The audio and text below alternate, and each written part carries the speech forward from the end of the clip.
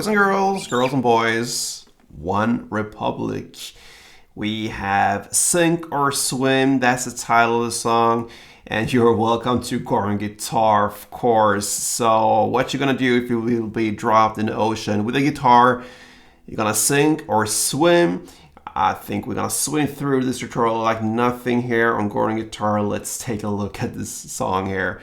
For OneRepublic, no need for any capo. We have 4 different chords, all right, and a strumming pattern that covers 2 of them.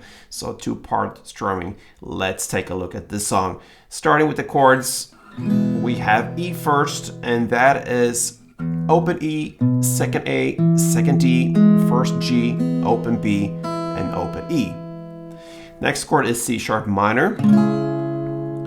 And that is a bar chord. We're gonna work with a couple bar chords now. So this is the first one. You bar the 4th fret. You don't have to bar the last E string, but the 5 strings below you have to. And then you need to add 6 on D, 6 on G, and 5th on B. We have the G sharp minor next. That's the exact same position. Bar on 4th. Now you need to bar all strings.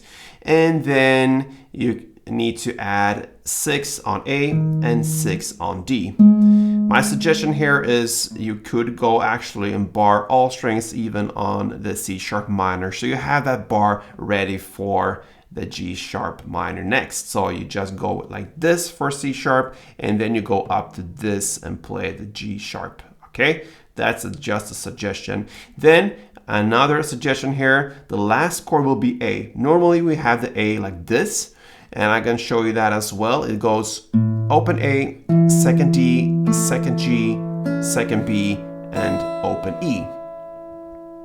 All right, and we are now at this position, G sharp minor, and we'll find the bar chord A just the next position here. It's the neighbor, and it goes like this.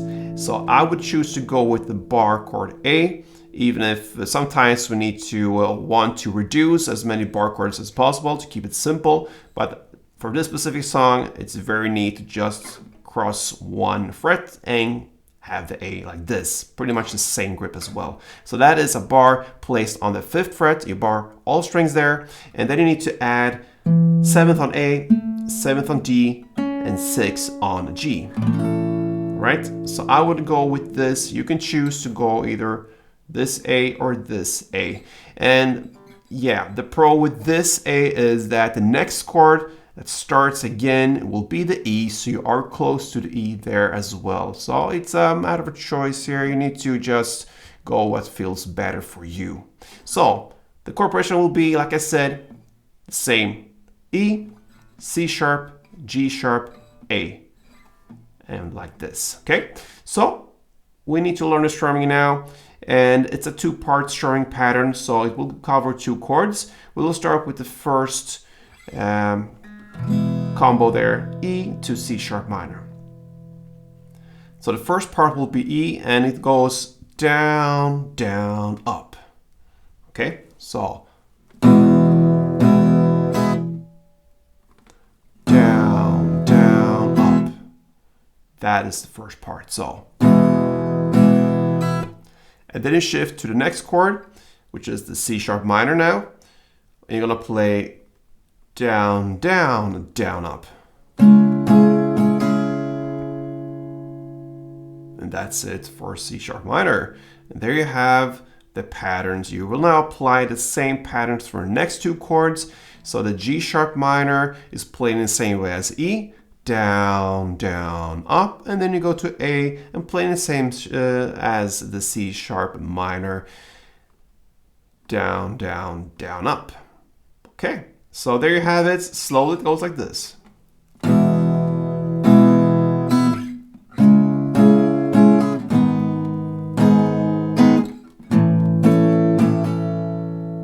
1 round. If you just speed it up just a little bit, it goes in standard tempo.